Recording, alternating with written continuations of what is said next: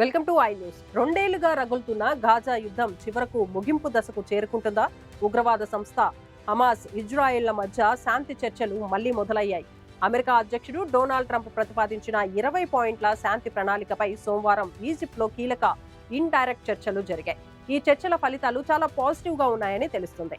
ఈ mega deal వివరాలు ఏంటి? యుద్ధానికి తెరపడే అవకాశం ఉందా?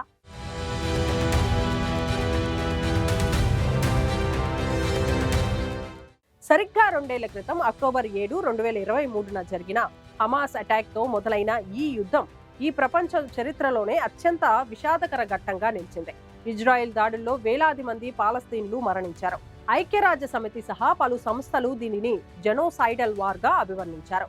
ఈ విషాదాన్ని ముగించేందుకు రంగంలోకి దిగారు డొనాల్డ్ ట్రంప్.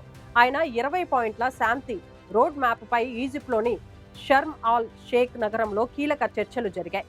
ఈ ఇండైరెక్ట్ టేబుల్ టాక్స్ లో ఫలితాలు ఆశాజనకంగా ఉన్నాయి. చర్చల్లో ప్రధానంగా 3 అంశాలపై ఫోకస్ జరిగింది. యుద్ధ విరమణ, హోస్టేజ్లు, ఖైదీల ఎక్స్చేంజ్, అలాగే గాజాలోకి తక్షణ హ్యుమానిటేరియన్ ఎయిడ్ పంపడం తన డిమాండ్లను బలంగా వినిపించింది హమాస్ టీం.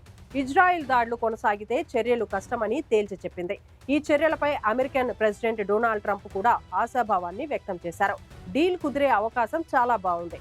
హమాస్ కొన్ని ముఖ్యమైన విషయాలను అంగీకరిస్తుంది అని ఆయన కాన్ఫిడెంట్ గా ప్రకటించారు. అరబ్ టర్కీ జాయింట్ సపోర్టర్ గా ఆయనను అభినందించారు. ఈ కీలక వార్త కొనసాగింపు రేపు కూడా జరగనుంది. యుద్ధ బీభత్సం, బాంబుల మోత మధ్య శాశ్వత పీస్ డీల్ కుదురుతుందా? ఈ ట్రాజడీకి తెరపడుతుందా?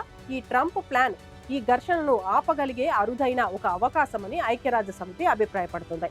గ్లోబల్ అటెన్షన్ అంతా ఇప్పుడు ఈ ఈజిప్ట్ టాక్స్ పైనే.